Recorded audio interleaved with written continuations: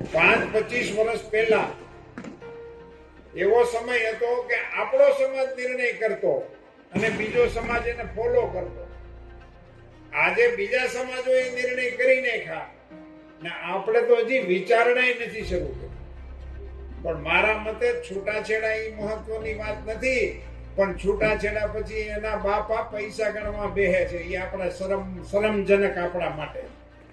સાંસદ પરસોત્તમ રૂપાલા સુરતમાં હતા. સુરતમાં સૌરાષ્ટ્ર કડવા પાટીદાર સેવા સદનનો કાર્યક્રમ હતો અને કાર્યક્રમ દરમિયાન જ્યારે ભાષણ આપી રહ્યા હતા ત્યારે સમાજના યુવાનો, સમાજના રીતિ રિવાજો અને સમાજ કઈ દિશા તરફ પાટીદાર સમાજ આગળ વધવો જોઈએ એ વિષય પર વાત કરી રહ્યા હતા. એ જ્યારે બોલી રહ્યા હતા ત્યારે એવું કહી રહ્યા હતા કે ઘણા બધા સમાજ જે આપણાથી પાછળ હતા એ પણ આપણેથી આગળ વધી ગયા છે અને એમાં જે એકતા છે, એ લોકોના જે બંધારણ છે, એ લોકો જે રીતના રીતિ રિવાજોમાંથી બહાર આવી અને હવે એક નવું બંધારણ બનાવી રહ્યા છે, એનાથી આપણે કંઈક શીખવું જોઈએ.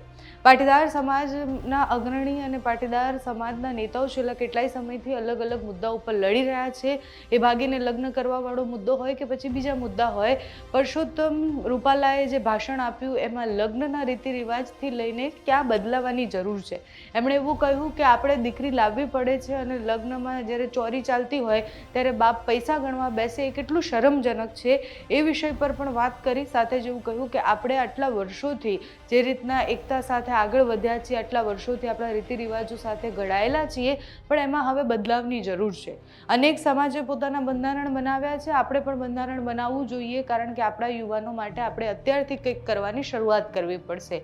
સમાજની બદીઓ ગણાવી, સાથે જ આગેવાનો સામે બેઠા હશે, એમને અમુક શબ્દો ખૂબ કડવા લાગ્યા હશે, પણ એ વાસ્તવિકતા એમણે સ્ટેજ પરથી કહી. પરસોત્તમ રૂપાલા જ્યારે બોલી રહ્યા હતા ત્યારે પાટીદાર યુવાનોના લગ્નની સમસ્યાથી લઈને પાટીદાર યુવાનો અને પાટીદારમાં જે અત્યારે વ્યવસ્થાઓ ચાલી રહી છે એમાં કેટલી બદીઓ છે, બધી જ એમણે ગણાવી છે. તો સુરતના એ કાર્યક્રમ પરથી એમણે શું કહ્યું અને સાથે જ સમાજના આગેવાનોને શું ટકોર કરી તે સાંભળો. છે કે આપણે ભવનો બનાવવાના છે, સાથે સાથે સમાજનું પણ ઘડતર કરવાની જરૂર છે. હવે આપણે સમાજમાં કોઈ નિયમો રાખ્યા છે, આપણું કોઈ બંધારણ છે, આપણે કોઈ નીતિ નિયમ પ્રમાણે હાલવું છે કે આપણે સમાજના નામે ભેગું થવાની છઈયો અને પછી ઘેરે વારો આવે તો આપણી મેળે છઈયો. એમાં હવે ખૂબ ગંભીરતાથી વિચારવાની આવશ્યકતા છે ને અન્ય સમાજો આપણી કરતા આગળ થઈ ગયા છે. 5-25 વર્ષ પહેલા એવો સમય હતો કે આપણો સમાજ નિર્ણય કરતો અને બીજો સમાજ એને ફોલો કરતો. આજે બીજા સમાજોએ નિર્ણય કરી નાખ્યા ને આપણે તો હજી વિચારણા નથી શરૂ કરી. આ ખૂબ ગંભીર મુદ્દો છે, એમાં આપણે વિચારવાની આવશ્યકતા છે. કેટલાય સમાજે નિર્ણય કર્યા. એક સમાજે એવો નિર્ણય કર્યો કે હોનાના દાગીના દેવાના જ નહીં. સામાજિક નિર્ણય છે, નિર્ણય થઈ ચૂક્યો છે. ઘણા સમાજની અંદર સમૂહ લગ્નોના નિર્ણય થઈ ગયેલા છે કે આખા સમાજના એક જ તારીખે લગ્ન થાય. કચ્છ આહિર સમાજ એની એક જ તારીખ, એ તારીખે જ બધાના લગ્ન થાય. આપણા સમાજે આવું કઈ વિચારવાની આવશ્યકતા છે. અને એટલું લગ્ન પૂરતું જ નહીં, બીજા ખૂબ આપણા વ્યવહારો જાત ભાતના વધી ગયા છે.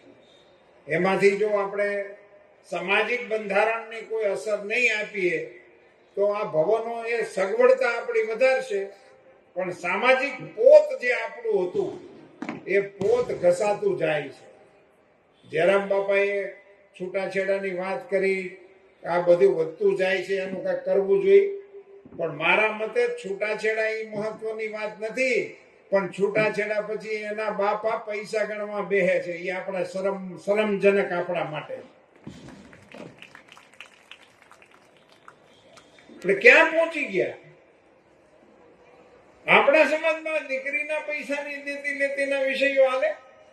કડવા પટેલ સમાજની અંદર માની સામે તમે એમ બોલો કે અમે માના ઉપાસકો છીએ ને માં મંદિર વાળી જ છે એવું નહીં, માં ઘર વાળી છે. ઘરની અંદર જે બેઠી છે ને એને રાજી રાખવાની આવશ્યકતા.